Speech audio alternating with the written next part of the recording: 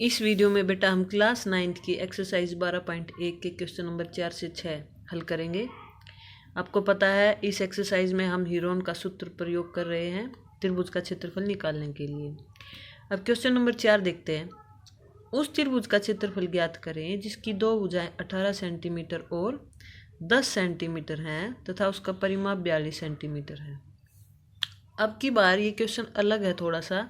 इसमें दो भुजाएं दी हुई हैं लेकिन तीसरी भुजा नहीं दी हुई, लेकिन एक और नई चीज़ दी हुई है, उसका परिमाप। तो देखिए कैसे करना है। त्रिभुज की भुजाएं हम ए बी सी मानते हैं बेटा।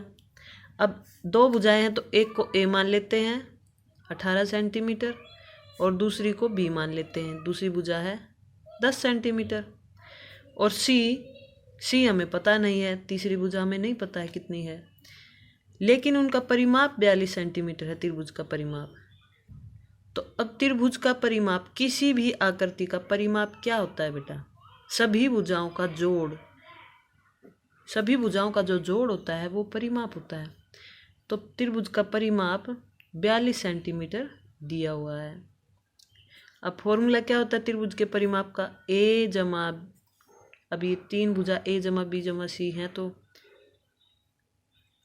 ए जमा बी जमा सी, तीनों भुजाओं का जोड़ हम कर देंगे, वो त्रिभुज का परिमाप हो गया। सभी भुजाओं का जोड़ किसी भी आकृति का परिमाप कहलाता है।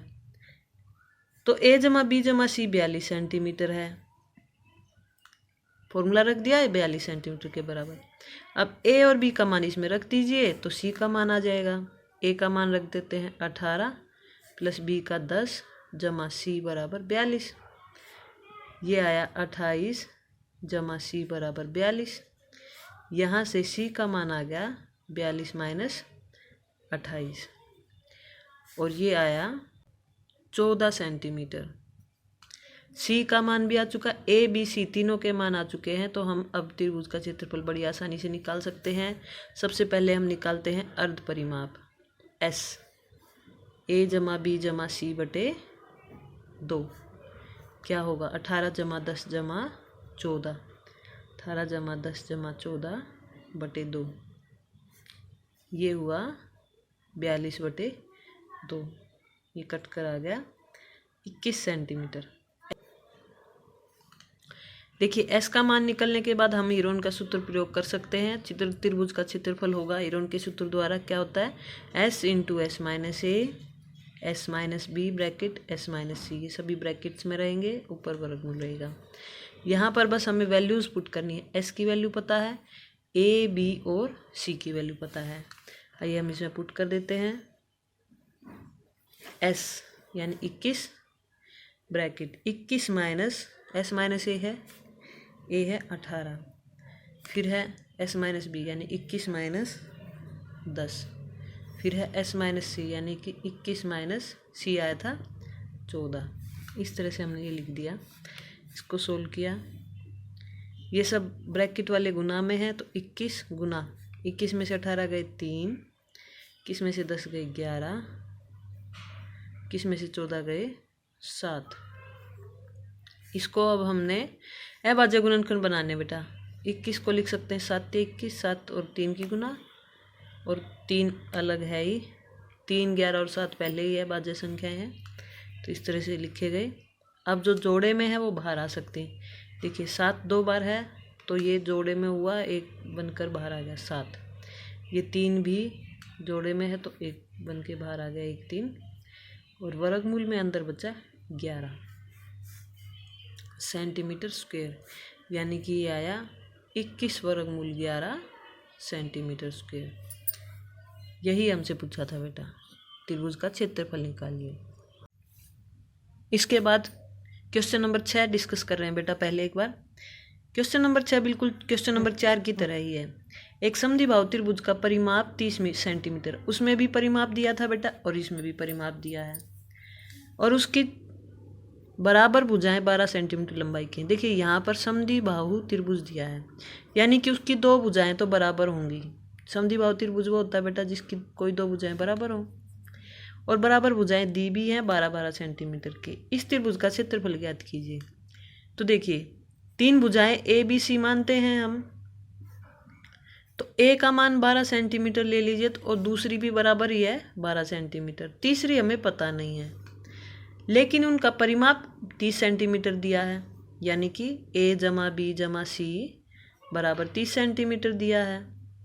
ए का और बी का मान रखकर इसमें आप सी का मान निकाल सकते हैं। जैसे इस पिछले क्वेश्चन में किया था हमने, ए और बी का मान पता था, सी का मान हमें पता कर लिया था।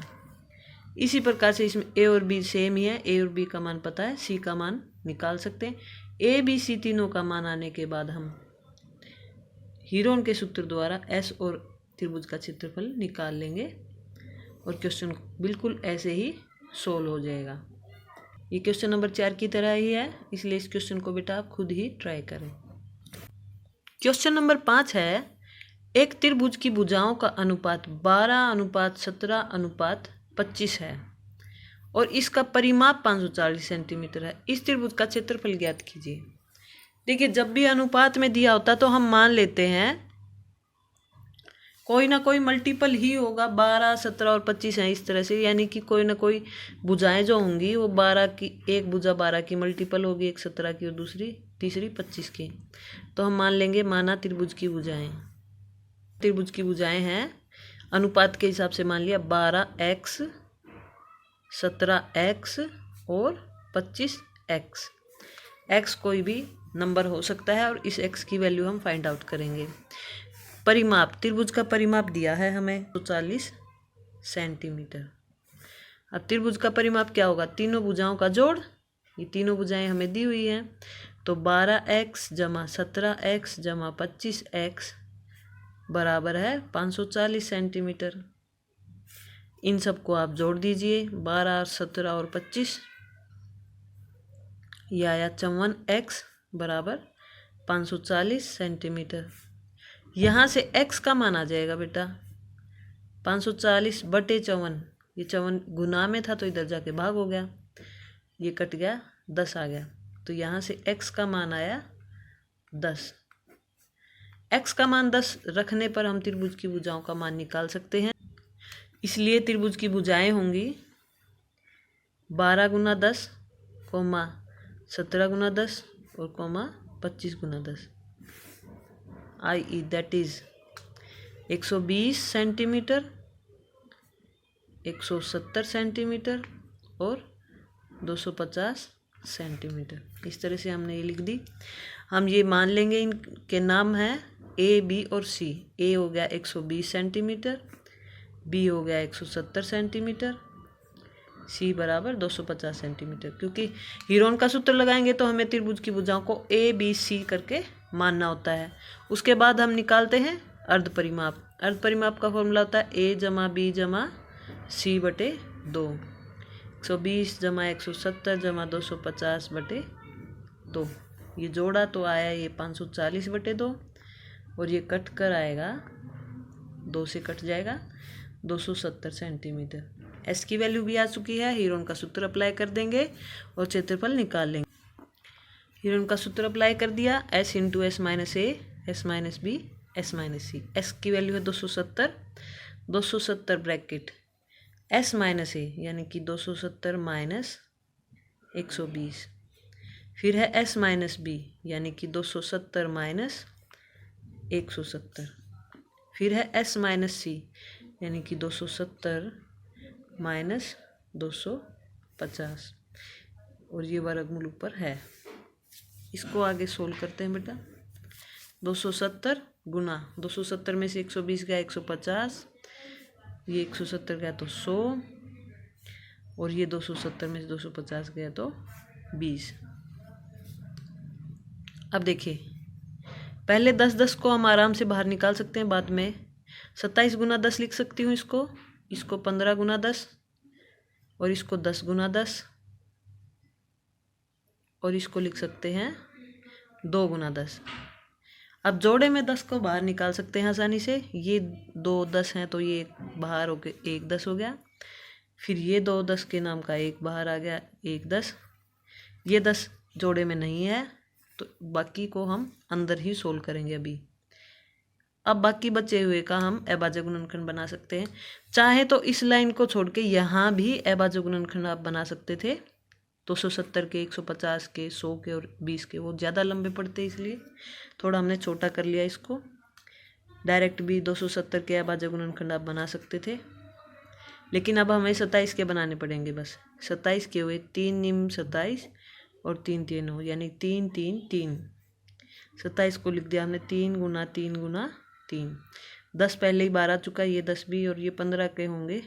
3 5 15, 3 गुना 5, ये भी बाहर आ चुका है, ये 2 है ये, और इस 10 का होगा 5 गुना 2। इस तरह से हर एक के अभाज्य गुणनखंड हमने बना लिए और 10 जोड़े में पहले ही बाहर निकाल लिया था।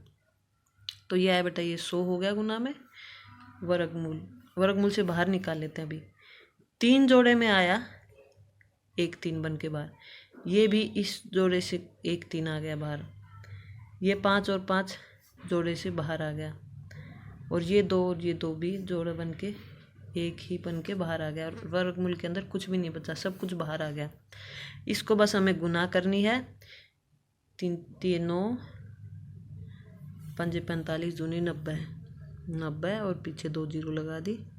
9000 सेंटीमीटर में था तो सेंटीमीटर स्क्वायर इस त्रिभुज का क्षेत्रफल हमने निकाल दिया है।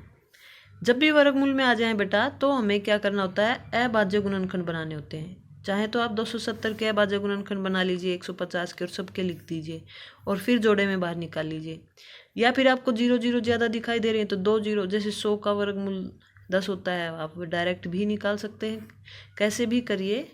और ये क्वेश्चन इस तरह से हमने सोल्व कर दिया है। इस प्रकार से ये एक्सरसाइज बेटा 12.1 पूरी होती है। क्वेश्चन नंबर 1 से 3 हमने पिछली वीडियो में सोल्व कर दिए थे।